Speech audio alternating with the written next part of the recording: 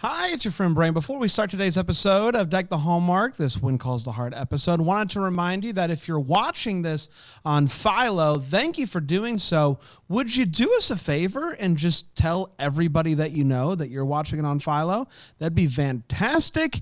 Tell them how amazing Philo is and that you can watch Deck the Hallmark on it. They won't be disappointed. And if you are not watching us on Philo, if you're listening to the podcast right now, hello. Good day. Would you consider giving Philo a shot? Philo.tv/DTH. I think you're really going to enjoy it. Plus, you can watch this episode of Deck the Hallmark covering When Calls the Hearts right now. So head to Philo.tv/DTH. Without further ado, let's get to some When Calls the Heart. Hi, I'm Bran. Happy New Year. I love When Calls the Heart. Hi, I'm Jax, and I like When Calls the Heart. I'm Dan. Happiest of New Year's to you and yours. I despise When Calls the Heart, and this is the Deck the Hallmark Podcast. Merry Brand's Christmas. rusty after New Year. Brandon and friends host this podcast. We hope you like this jolly podcast. It's good to still hear a little Christmas jingle. You know, everybody wants to just cut it off. It's January. Let's cut it Yeah, off. that's because Christmas is over. Christmas isn't over. It is. The day of Christmas Christmas is over. not canceled. I do know that. That's exactly right. For those of you out there that have been trying to do so, That's right. don't. The birth of our Savior, not canceled. Not canceled. That's exactly right. Not canceled. Jax, we got to talk over the holiday season, but I haven't talked to you since Christmas. It's good to see you. I know, it's so Jax. good to see you guys. I again. missed you. Are you tired from all of your Christmas Yeah. adventures? You know what? we take the take the week off after Christmas. do. and Wait, so but you guys both have kids, so that's tiring as well. Yeah, and It is, I had a New Year's basketball tournament this year. My wife almost divorced me. So it was so that's what I did over my New Year's break was had a New Year's basketball tournament like a moron. Yeah. And so we're back here now. Wait, you played or you were coaching? I was coaching, Jax. I know you coach, but I thought maybe you all had a I'm pickup in a league. very serious 39-year-old men's New Year's pickup league. We only play on the holidays so we don't spend time with our families. That's right. So we work, and then when there's a holiday, we're like, oh, it's Arbor Day? Pickup time, y'all. It's our time, guys. It's time for the tourney. It's time for the tourney. Double elimination scratch. Double elimination scratch is what Just, Cody Prince try told to me. make it as long as possible. Yeah. Did you have a good Christmas? Oh, it was really great. Yeah? Yeah. Did you go- did you Christmas go in the home to coal region. Pennsylvania? I did. Great. Yeah. I went home with my family. We played a lot of games. Oh, big game family. Yeah, we bundled. Did you do any bundle? Yeah, of course we bundled. We had to be I don't on know brand. if it's like I don't know if it's like I don't want to watch or listen to the podcast with my parents. That's a weird thing. But I imagine maybe it's a little bit different when it's a game you've created. It's not it's something a game that you're about like my family. Yeah. So, yeah, we get into that. It's not But I don't make them listen to my podcast. Okay. That's Oh my for gosh. Sure. But it's a game that you created, so I didn't Yeah. know if there's any of that. No, I understand how that would be. Yes. No, but we played games. I ate a lot of food. I'm so grateful to be back with you guys. Yes. Ted is actually back. Yeah. In How was the time in Greenville New now. York with Ted? We're not gonna go into that. It did go Okay. well. He only stayed for a week or Go two. well. I think we had different expectations. You went so- to the Halloween party and it didn't yeah, go. it didn't go great. Yeah. He texted me a picture of his costume. What was he a combination of every serial killer ever? Yeah. There's like a lot It was of bad. It was real So bad. I can see why that would not go well. But He thought it was clever. You thought it was clever. Yeah, and Yeah. I was just like, this is a little little creepy much. and strange. A little much. Yeah. Yeah. So, Yeah. but yeah, we're still gonna go to the chop house. You so- got to. Yeah. But you're back at the chop. You're back ready to go. Yeah, I'm 'Cause you back. I took a missed couple you months guys off. though. You did a great job covering all the movies. Thank you. What a great season it was. Yeah, it was really fun good. season. Guys, are you ready to talk about When Calls the Heart season 8 episode 11? We left on such a great note. Mm-hmm. Florence and Ned were married, and I feel like that could have been really a de facto series finale, right? Like that's what the show's been building. That's what the Yeah. show's all about. Jax, could you really quick catch people up to speed, just in case they missed everything, and it's been a couple months. They what, heard- What do we need to know? They heard about us over the break, over Christmas season. Oh, okay. and Like they're where we're at with the When Calls the Heart. Yeah. What do they need to know? Okay, so basically, the love triangle is still alive and well. We thought it was dead. We thought Elizabeth chose, but at the end of Season 8, episode 10, which is what we covered in October, but now it's January. We were left seeing Elizabeth and Nathan holding hands and Lucas looking at them through the window thinking, oh no, oh my goodness, what has happened? Are things over between us? And Ned and Florence are married. Wow. And that's exciting because like you said, Dan, we've been waiting for that for seasons. That's exactly right. Well, let's talk about this one. When Calls the Heart, season 8, episode 11. It is called Go Get 'Em, Team B. Who's B? Team B. Like Brand? Team B. Team B. Like not the A team, the B team. So Nathan. Got it. This is Bush League.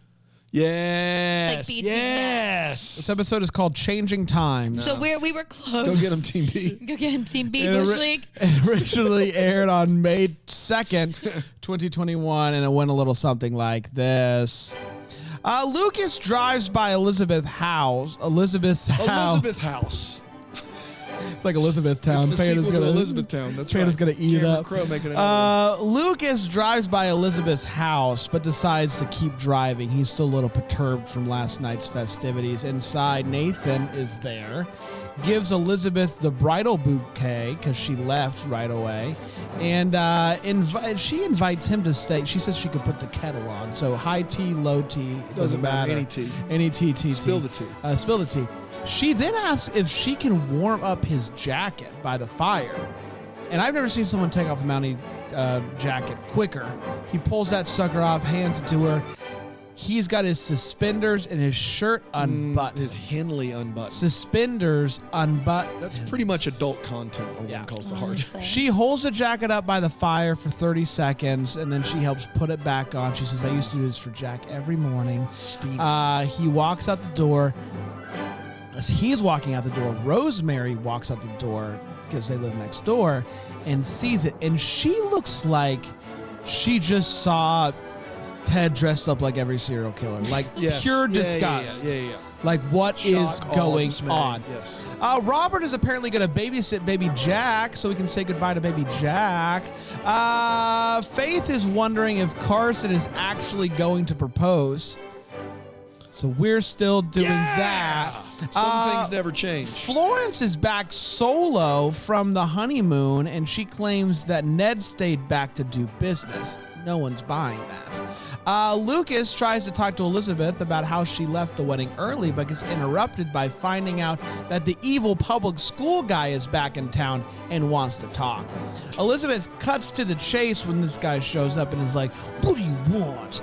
And the guy, his name's Landis, which is something I found out, says, according to the Board of Education, your school isn't going to be able to accommodate the 100 plus students they're expecting to arrive in the area within the next year, which is news to Elizabeth. He gives her a report. He leaves. Apparently, Carson is still planning on proposing. He's got that ring in his pocket still, asking Minnie for help. So they're a little dynamic duo that we all knew that we wanted and needed. Elizabeth brings the Board of Education report to Bill. She's like, can you make heads or tails of this? Bill has a town meeting that he's got to go to first. He's going to review this sucker as soon as possible. She's getting ready to leave. She runs into Nathan, and he tells her how much it means to him, once again, that she doesn't blame him for Jack's death. We've had this conversation. We're going to have it again. It just means so much to me. Lucas is once again just watching. He's got his tea in his hand. He's not having it. The guy from last week, the business guy that Jesse ran after and said, stole my money. Wyman, women? Weeble Wobble. Weeble Wobble returns to the barber shop. And Fiona knows who he is. He's like pressuring her to sell. She's like, you got to get out of here. He's wanting to like basically buy Hope Valley, it seems like. Rosemary goes to check out a cabin. Apparently Rosemary's getting into the real estate game. The market is booming, and she's going to get in on that. She goes out on a horseback, as you can hear from my sound effects. That's right. All of a sudden, she hears... Ka means horseback. That's exactly right. She hears a gunshot. And that spooks the horse. Rosemary gets thrown out to the ground. The guy comes over. He's a special officer. That's what it says on his badge. His name's Julius Spurlock, which is a BA name, right? Yeah. Julius Spurlock. That's right. It's like, sorry about Looks like that. a professional wrestler. He does. He is a big fellow who looks like he could do some damage to anybody who wanted to cross him. And basically, like, he's like a little bit concerned about her. She gets to his feet. She's like, I don't need your help, until she realizes that she does need her help. And basically, he's like, this is private property. Nathan finds Weeble Wobble, wants to question him, puts him in a jail cell under what pretense? Carson's ring is missing, maybe in the pudding. So him and Minnie are going to figure that out. That duo is already paying off in spades. Bill looks over the Board of Education document and is basically like, here's the skinny, Elizabeth. You've got to be credentialed to teach blind students. And it's like, if you're going to have Angela, you're going to have to get credentialed. She's like, I'll get credentialed eventually. He's like, that's not going to cut it. So she goes to talk to Landis, and he's like, we have confidence in you as a teacher, but we worry that Angela being in the class will hold other students back. Landis, you monster, you villain. Public school. They're always doing that. That's They're right. never making accommodations. Never wanting to accommodate. Jesse is missing, apparently, and Clara runs to find Nathan, and she's like, you're the guy! When she walks in, she sees Weeble Wobble. She's like, it's you! And he's like, let me explain. So they're going to try to find Lee's, they find Lee's car, which Jesse was driving. It's stuck in the mud. Apparently, Weeble Wobble gave back all of the money, from what I gather, and so Bill let him out of jail. Weeble Wobble is like, listen, Bill, here's what you got to understand. This town is going to be profitable soon. I'm going to make sure that this town, I'm going to build a factory here. This is going to be, we're going to make sure that this town is popping, which I guess is where the 100+ students are going to be coming That's from. right. So Yeah. Weeble Wobble knew all of this. The school board knew all of this. They're all in the town of cahoots Hope Valley knew none of to this. take down this wonderful Christian town That's exactly right. that even loves their one family of color. That's right. Yeah. They've all got a black friend. That's exactly right. Elizabeth tries to convince Landis to allow her to teach Angela, and he says, listen, I won't hold back all the class. I want to teach her. I think it's going to be great. And he's basically like, are you going to do this even if I say no? And she's like, yeah, probably. And he's like, I'm going to have to stay in town to make sure that you don't do that. So you probably should have held that closer to the vest, but what can you do? Lee tells Clara that he found the car, but not Jesse. Clara's very worried about this. He's like, listen, everything's fine. Just nothing bad ever happens to Jesse. Lucas comes to find Elizabeth, and basically Elizabeth is like, I've talked to Nathan a couple times, that, you know, like, he's still shooting his shots and all this stuff. And Lucas is basically like, I see that there's still stuff here, so I'm like gonna let you go. I need to set you free. I'm gonna is set what he you said. free. And Elizabeth Oh, boy. looks on in disgust and is just like, what?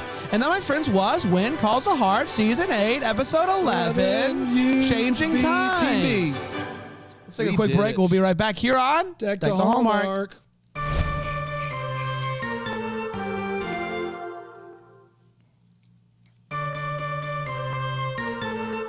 Pew, pew, pew, pew, pew. Wow, wow. We got some 6-shooters and That's some exactly sort right. of weird horn there. Yeah, we still haven't made it through Yeah, all yeah. of Brian's sound We're effects still from trying to last get through year. all of them. Yeah. Somehow we went completely, we didn't use any of them Yeah. during the holiday season. Well, we used some, but We saved not it as for much as later. we should have. Guys, let's talk about this episode of television. Jax, let's start with you. Hot take. What'd you think? We're back in Hope Valley. 2 episodes back, to go in baby. season 8. Things are popping. Birds Yes. are being set free. What'd you think about Birds this are episode? being set free in this penultimate. Yes. Yes. Is that how Liz- you yeah, say it? nicely penultimate done. episode. Okay, so I never had the benefit, as you guys know, of watching this episode without knowing who she picks, even Oh, when I originally boy. watched it, Yeah. right? But if I can imagine and cast my mind's eye back to what it You would and have I are been going to like, agree here. Yep. I 100% now am thinking she's picking Nathan. Yes. All signs point to Nathan. We've All got him signs. bringing her Florence's bouquet. We know that it's because Florence wanted to give it to her. I also say yeah. to that, Wait Why? a minute. Yeah, that's a wait what of epic Yeah. proportions. Hey, Nathan, can you go and give this to Elizabeth? Who's not my best friend, by the way.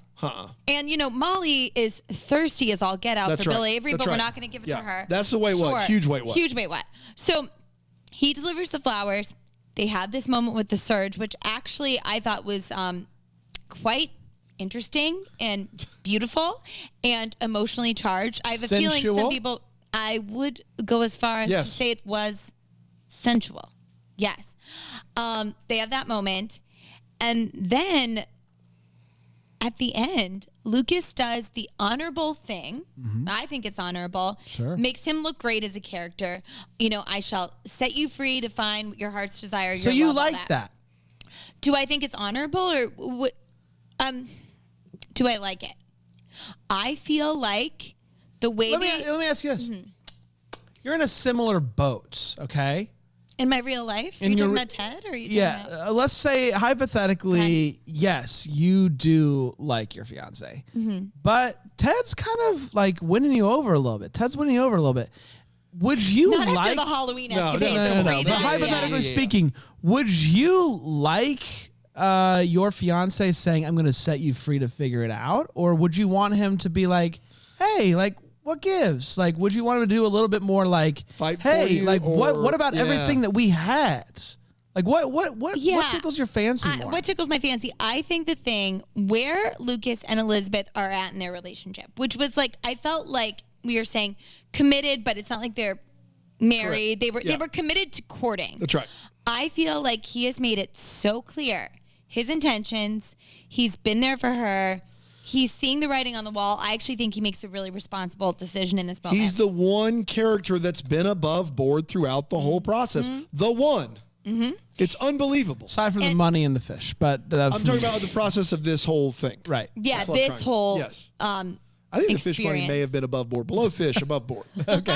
Below fish, above board. Someone. But I do think that it's clearly setting it up for the audience to be okay and know that Lucas is going to be brokenhearted, but he has agency in this, and to set us up to root 100% for Nathan and Elizabeth. So this episode, I think it's actually a really interesting and romantic one, and I enjoyed it, but it's hard for me to enjoy it in the same way because I always knew what Endgame was. It's too little too late for me. Too little too late. Yes. All right, we should have done this earlier in the season. Yes. It's too little too late. Preach. At this point, it's just wrong to everybody involved. That's right. I think for me, I get that Lucas's whole thing is that he's patient.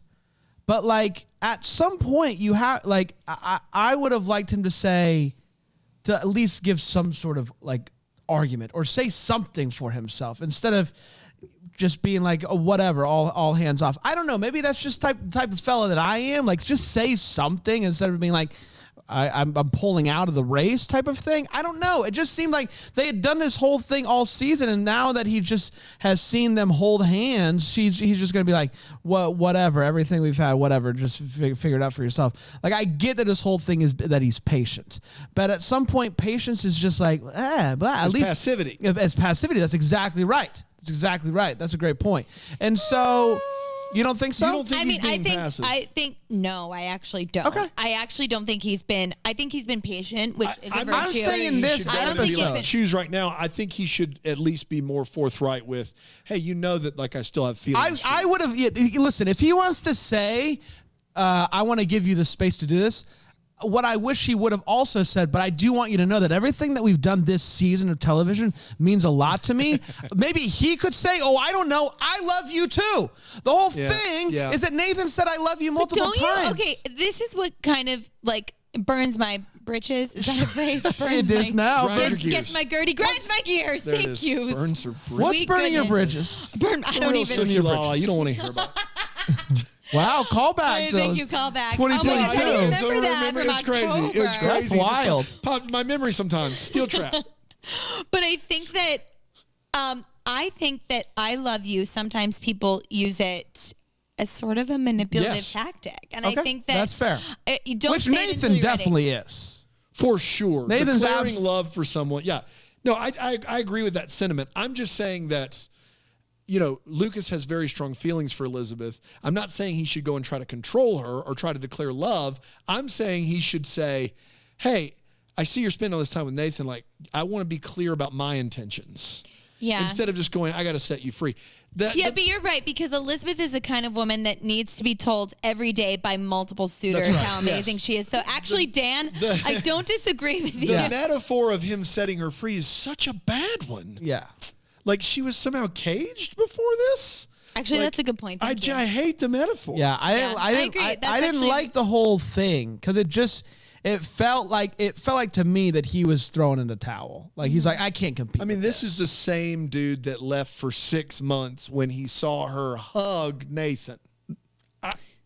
Yeah, that's true. I mean, I guess maybe it is true to what he's done in the past. And anytime he feels, when it comes to fight or flight, his response to like that kind of stuff is flight. But I don't want to step on your hot take. I just think that this moment between Nathan and Elizabeth, what if it happened in episode 3? What if we kind of mix the moments of getting stuck in the rain and a picnic with moments of heating up the Mountie jacket by the fire? What if we mix up the moments of in the back room at the saloon with, a moment of declaring love for her in the woods? What if we kind of mix those up and really make Elizabeth confused about what her heart wants? Hear me out. It's called television. That's what you do. But instead, they front load us with a relationship and they back load us with manipulation. And it's not fair to anyone and it's bad TV. It's like it's like every episode they're writing it forgetting what they've already done. And it is so frustrating. It is too little too late, and it's just bad. But, Team Nathan, after this episode, you had to finish this Sunday evening going next Sunday night. We did it. We did it, gang. We did it. I was Get right the T-shirts to out, board. baby. We sent the tweets. We wrote the letters. We wrote the songs. It's all but I don't know over. if they wrote songs. I don't know if they wrote songs. Next week, she's choosing Nathan. We fought the good fight. We put him through the ringer, and it's all been worth it. You had to feel that way because that's how this episode was written, and that's embarrassing for all involved. And I feel bad for Team Nathan. I don't think Nathan's been nearly as upstanding a citizen as Lucas, but I feel for people that are on board with him and love that character, I feel bad for him because they really did hornswoggle him here. It's a classic hornswoggle. Thank you. It's a classic hornswoggle. That's going to be a new one for me. Yeah, hornswoggle. I know that gave you feels, Jax, but let's talk about any other feels maybe you had watching this episode. Anything? I did. I mean, I actually thought I talked about it, in the hot take, but it was a powerful moment when she had the surge. It's not as powerful for me as when Bill Avery was wearing it, but it did give me feels. Can I just be honest with you? Like, while we're still doing this, like, oh my gosh, I love how passionate you guys are. I don't know, man. I mean that genuinely. So 3 episodes ago, I don't know. It was last year, obviously. So months ago It's hard to remember. Who knows? But she just found out that the red coat in town is not responsible for the death of her husband. He didn't tell her for 2 years. Didn't tell her for 2 years. Because he thought it was his responsibility to look after her and a child. Kick rocks, bro. I think my thing here is like, I don't have a problem with Elizabeth saying, I don't blame you. Like, good for you. I do, but that's just me. But she doesn't blame him. But it is another level for someone for the first time since her husband died to walk in with a red coat on and for her to say, you want me to warm it up for you? That is insane.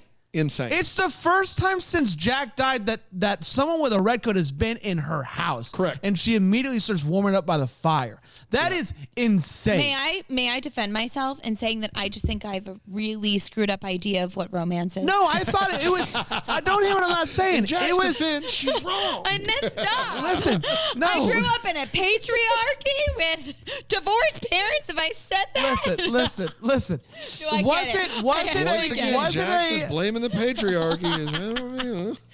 As a watcher of the television show, am I upset when he takes off his jacket and he's got his suspenders and his Henley unbuttoned and she's holding? That is steamy fun time.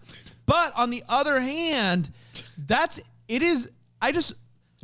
that I can't imagine a world where for the first, like, I know that she has seen him. Obviously, she knows what he does for a living. But this is the first time that someone with a red coat has been in her house since Jack died. That I don't think your initial reaction would be like. I think there'd be a lot of memories, a lot of trauma. A lot of trauma. I just, and not just that, but like she literally just got done dealing with the fact that he's the one that was supposed to be there. Like it's too little too late, and it's also too much too soon. Too little too late, too much too soon at the same time. That's somehow it's both of those things. So I don't know. I got conflicted feelings during that because it is steamy fun times, and I'm happy that she's finally getting a steamy time with Nathan. Like if that's the thing they're going for here. You're right though, Brant. I think it's also indicative of the fact that John Tinker's going to tank. I think he does. I think he does do a good job with Tinker Donovan, Tinker Tape Soldier Parade, whatever that is. Tinker Tape Parade. But it really shows that the people who were spearheading this didn't really know the history of the show and what people felt and thought and what everything that led up to it. Because if you had been there for all that, you probably wouldn't feel that way. Which is probably yeah. It is. Was that your feelings? I'm done. Yes. Okay. My feelings are one of regret. And here's why. It's because, one, I've had to watch all these episodes, but two, we recorded these episodes in 2022 and 23, whereas if we had recorded these when they came out live, we'd be making so much money right now because I think we could tag everything and people would listen to it because it's been great. It's been great, but now nobody cares, and we're going to catch up to the show live when nothing matters. Season 10, nothing is at stake, nothing's matter, and our live episodes aren't going to mean anything. And that makes me regretful. Maybe they're going to have the best ratings ever, though. And Ted's going to keep flying me in, right, you guys? Keep flying in. Yeah, of course we're going to keep flying in. However, there's nothing at stake in 10, right? I've not seen 9. You have. There's nothing. Yeah, that's all. You've seen 9. Oh my God! Oh my goodness! My face. Face gave it right away. Do we have a close up there? Do they get married at the end of 9? Or are we still working towards that? What do you want me to? They're not married yet. They're not married. They're not married yet. I knew that. Yeah, but well. I'm just interested. I think what I'm interested, and this is probably a conversation for next week.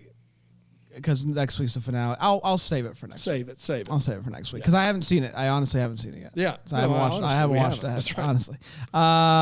It's time for Hopes and Valleys? No, we were in feels. We have another break. I'm just hungry. Yeah. Wait, what? We'll be right back here in a second. We've been eating since 2022. That's true.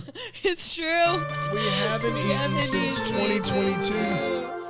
We're back, everybody. We're doing great, and we're here at the Wait What part of the show. Jackson, any Wait What's for you? I had 2, but I hope I'm not stealing them from you guys because we watched this together. Robert babysitting Jack. That's of the century. What? That's all caps on my list. He can't do anything right, and watching a child is a really important job. In fact, I would argue the most important job in the world. I know, and we don't want a second Jack to die. Too soon? No, not soon enough. Well, you know what? We do get a new little Jack in season 9. So anyway, he's actually, those twins are doing very well. They're thriving. Anyway, and then the other one, which I think was one of yours, Bran, when we were watching, was when maybe it was you, Dan. Collectively, the whole room was like, "What the heck?" When it was, "Don't worry, Jesse's smart. He can survive in the woods," and Jesse's we know smart. that's not true. Jesse's not smart. This is like a bizarre world episode of television. Let Robert babysit the child. Jesse's smart. Like, what do we do? No, none of that's accurate. Just because you say it doesn't mean it's true. Yeah. So I feel like we missed something got like cut because Clara goes in to talk to Weeble Wobble. Yeah. And she's like, "You." And he's like, "Let me explain." Cuts away. Next thing we know, he's getting released, and we're told he gave all the money back. Yeah. Like, I what? think we were talking during an important scene, maybe. Did we? That tracks. There was a scene with Bill and that dude, Weeble Wobble, and they talked. Yes, but that's when Bill tells him he gave all the money. That's why he's getting released. He's getting released because he gave all the money. I don't think there's a conversation. Like, we don't see him explaining. At some point, the explanation turned to him giving all of the money back, which is interesting. But it also brings up more. So now we're getting a little bit more of a picture of what the investment was, kind of. So this guy is going to be building a big factory and is going to be bringing in a bunch of people, 100 plus kids potentially. Mm-hmm. And his whole thing is like, we're going to build this town. So like, I feel like if we had known, like, hey, there's a guy in here who wants to invest in our city. Like, if Jesse would have just had that conversation, I feel like that's a pretty good, like, lesson. Like, I'm going to invest in us. Like, I think it's a good invest. Like, the investment sounds less dumb now that I know some of the details, right? No? I mean, he should have he should have talked to his wife. Yes. But that's what I'm saying. Like, if he had just had the conversation, like, hey, there's a guy who's going to be building a factory. Tons of jobs are going to be happening here. I get on the ground floor. Like, that's a pretty good investment. It should be something they do because together. everything that's ever happened in Hope Valley has succeeded. So, aside from the mines. The mines. Well, R.I.P. the mines. Forgive me, Pa. Most of my big ones I think we've covered. There is a scene where Elizabeth realizes she needs to talk to the public school guy, but because it turns out he can shut the school down. And she goes to talk to him, and he's like, I want to get my walk in before it rains. There is not a cloud anywhere near the sky. I mean, it is as bright blue Pacific Northwest sky as you can have, and he is just intent that it's going to rain. And then lastly, once again, Elizabeth wanting to try to differentiate in the classroom, teach someone with visual impairment, thinks she has room for a dozen more students, and do all this instead of let the mean public school come in and take over, is just why we have problems today with education. And I won't say any more than that. That's all I got. Fair. Let's talk about hopes and valleys. Jax, anything giving you hope for the future or maybe bumming you out? Without saying anything. I'm bummed because I know where it's going, and I think that I'm just a little bummed. I'm just bummed with the way it ended. Yeah. I think I'm as discouraged watching the show as I've ever been, which is, to their credit, a feeling. So we've done something. Yes. Like this season has run the gamut. For as frustrating as it's been the most action-packed. Things are happening. For sure. At least things are eliciting emotions within me, which hasn't happened. Tinker tinked and tinker tonned me to frustration. So that's kind of what I'm frustrated, but also like I'm happy that at least I'm frustrated. So it's. I like that. You're feeling something. I'm feeling something. Yeah, my valley is just kind of like, this show has no ability to stand up and say anything now. It just is all ruined. And so that's unfortunate. Well, wait till next episode. I think it's all going to... I think, it's all going to clear. Yeah. It's all going to rise. And turn around. It's going to be as clear. It's going to be great. It's going to be as clear as the sky in Hope Valley on a rainy day. Right. Dana, we got a What's Calling My Heart email. Email is Thank God. Hallmark.com. What's Calling My Heart. This is... Well, the good news is we've had like, a couple months for these to come in, so we should be good. We should be good now. Yeah. So many. Meredith sent this, and I'm glad I read the first line because I don't ever read ahead. Meredith, and her name trailed off, so I wouldn't see the end of it. Meredith, and her name starts with an L. She says, Dear Bran, Jax, and Dan, first of all, I'd like Bran to try and pronounce my last name without anyone helping him. Okay. Here's the spelling. Oh. This is fun. Oh, wait, can I write it down? You can while write you it down. say Sure, absolutely. Okay. We have time for this. Go ahead. Ready? LEWANOWICZ. ICZ? I think I know it. I'm going to be so happy if I know it. Okay. LEWANOWICZ. Reed, can you use it in a sentence? I can't. Okay. Then I said, hey, look at that Luano-Weezies over there. What's the language of origin, Rick? American. What you don't know about Rig is he actually used to be a spelling bee guy. He would like give. That's true. Yeah. And he's not anymore. You're welcome. This is not my pronunciation. I'm just trying to You're sound just this out. working through it, Brad. Luanowick.